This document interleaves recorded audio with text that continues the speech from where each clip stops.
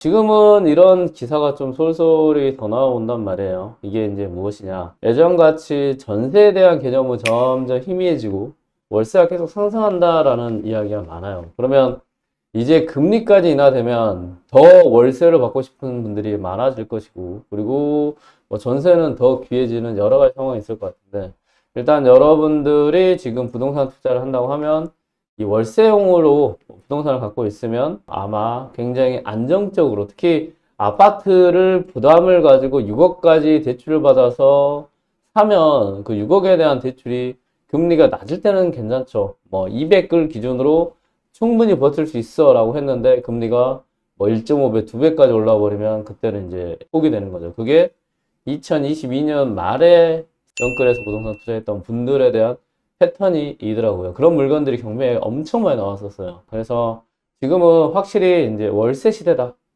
이런 부동산 자체에 대한 월세화가 되어 있기 때문에 여러분들이 그거는 준비를 하면 어떨까 생각합니다. 그래서 제가 오늘 물건을 하나 더 찾아봤어요. 이것도 똑같이 생애 최초용 부동산이긴 하지만 이거는 또 서울에 있는 다가구 하나 찾아왔고요. 그리고 이거는 또 다른 관점에서 볼 수 있는 것이다 라고 생각하시면 되겠습니다. 자, 이 물건 같은 경우는 2023-5748이라는 물건이에요. 그리고 쌍문동에 있는 물건이고요. 이거는 살짝 페이크가 들어가 있어요. 자, 이 물건 같은 경우는 6억 7,700만 원이니까 생애 최초에서 경매를 낙찰받으면 90%까지 대출이 가능하다고 제가 말씀드렸어요. 그리고 연초가 되면 대출이 더 많이 풀릴 것으로 예상이 됩니다. 채권자라는 거는 여기 보면 이게 이제 채권자예요. 여기서 보면 유동화 전문이라고 돼 있죠. 유동화 전문, 유한회사라고 돼 있잖아요. 그냥 다른 거는 보지 마시고 그냥 유동화만 보세요. 유동화가 있으면 이거는 이제 NPL이에요. 자, 이 물건도 이제 좀 보겠습니다. 생애 최초인 분들에게 좋은 이유가 여러 가지가 있어요. 첫 번째가 연식이 좋아요. 18년식이에요. 그러면 이거는 관리할 게 없단 말이에요. 그게 너무 좋고요. 두 번째는 방이 많습니다. 방이. 이것도 16개 정도 되는 것 같더라고요. 그래서 월세가 약 1,000만 원 정도 나올 수 있는 그런 물건이고, 연식이 좋다 보니까 여러분들이 여기에 임차인 들어왔을 때 관리하는 측면도 굉장히 좋다라는 거 생각하시면 될 것 같고요. 무엇보다 좋은 거는 저는 이거라고 생각합니다. 이 소액 임차인들이 많죠. 소액 임차인, 소액 임차인, 소액 임차인, 소액 임차인. 그리고 전세권 등기자 해서 이것도 이제 배당 될 것 같고요. 소액 임차인, 소액 임차인. 그 다음에 이것도 뭐 임차권 등기자 했으면 경매 기입 등기 이전에 임차권 등기했으면 돈을 받아갈 수 있지만 이후라고 하면 좀 쉽지 않고 넘어가서 이런 사람들이 중요하게 포인트가 있냐? 있습니다.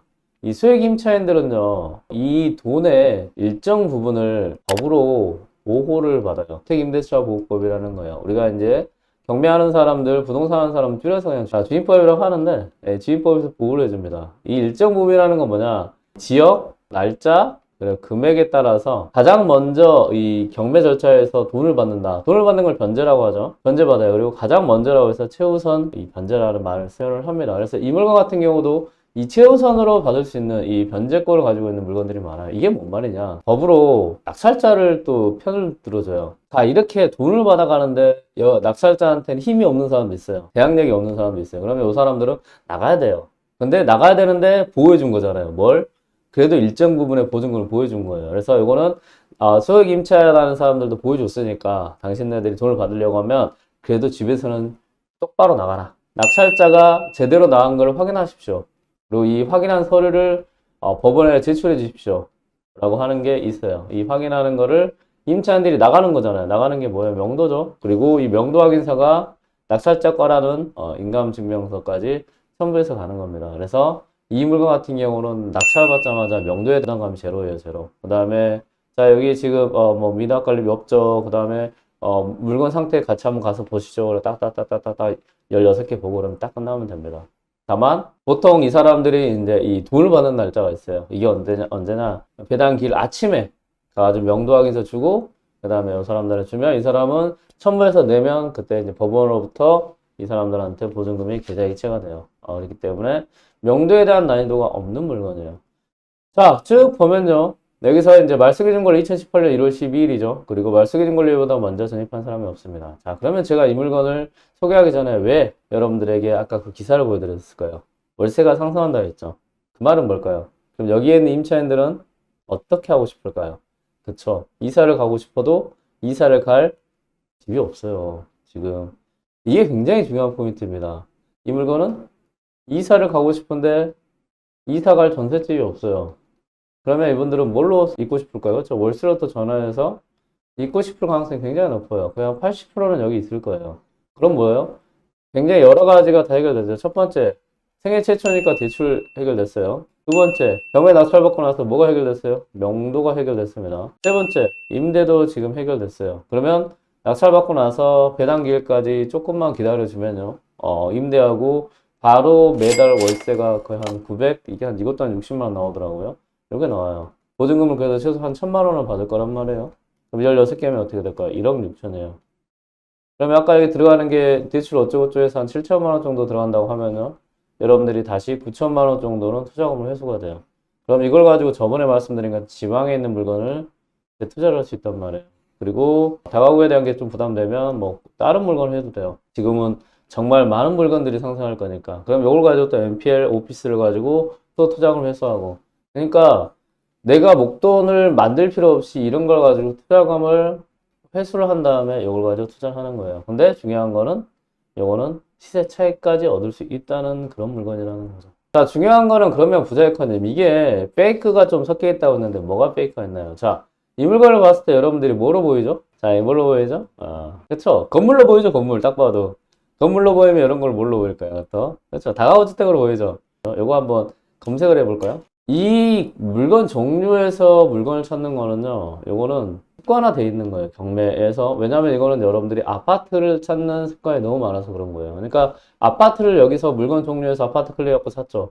이게 너무 익숙하다 보니까 그럼 뭐 다가구도 다가구 클릭해 찾고, 그 다음에 뭐 오피스를 찾고 이렇게 찾는 거예요. 그러면 어떻게 되냐? 이 주관적인 뭐뭐처럼 이라는 물건에 섞이지 않는 물건들은 안 나와요. 그러니까 여기에 검색이 안 돼 버린단 말이에요. 검색이 안 되면 어떨까요? 검색 안 되면 그냥 똑같은 거예요. 쿠팡에서 물건 검색 안 되면 사요, 안 사요? 못 사요. 사요, 안 사요 가지고 못 사요. 이분들 못 사는 거예요, 이 물건.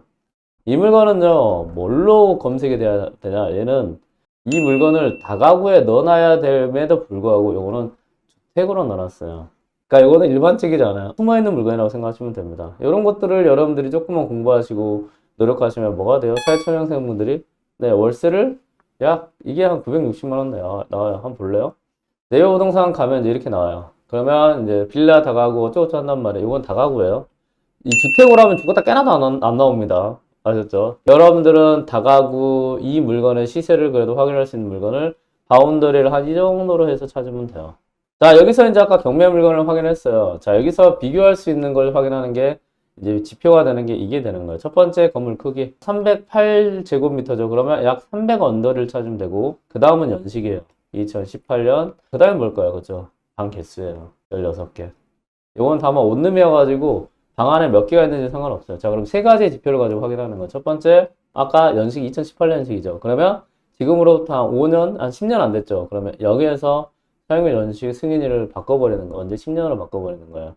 그럼 10년 안에 들어와 있는 게 다 들어와요. 자, 얘를 클릭을 해볼까요? 얘는 단독 해가지고, 주택이래요. 자, 뭘 본다고요? 세 가지 조건이에요. 300, 2018, 방 16개. 그럼 얘를 가지고 그대로 적용을 해보는 거예요.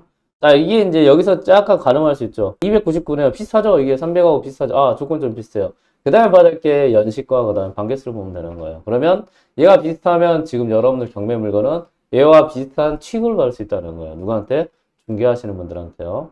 클릭을 해볼게요. 그러면 이제 이게 상세 내역이에요. 쭉 보니까 얘는 사용 승인일이 2023년이네요. 와, 얘보다 5년 더 됐어요. 그리고 단독주택이고요. 얘는 상가주택이네요. 이거 상가가 돼 있는 거예요. 보통 상가가 있는 애들이 비싸요. 왜 그러냐?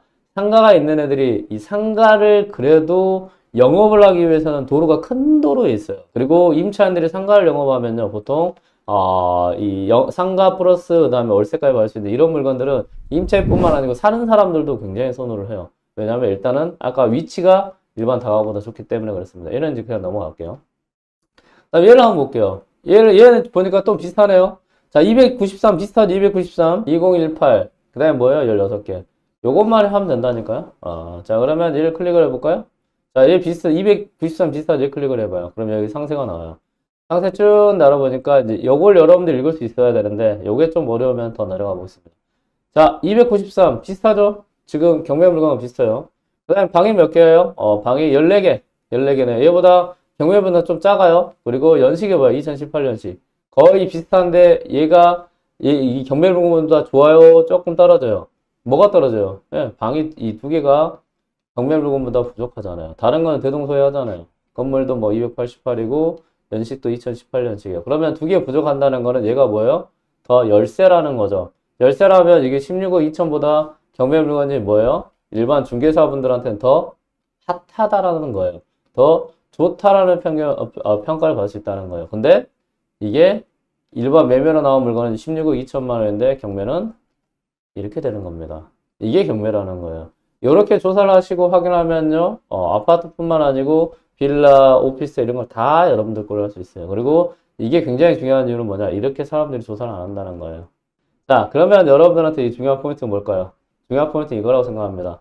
이런 부분을 아는 사람과 모르는 사람은 아닌다는 거죠. 그렇죠? 알면 13억짜리를 6억에 살 수 있는 거예요. 여기에 생애 첫초까지 알면 어때요? 대출이 굉장히 잘 된다는 거예요. 그리고 여기서 더 들어가면 여러분들 현금 흐름을 어때요? 일반 사람과 비교도 못하는 경제적 자유를 잃어버린다는 거예요.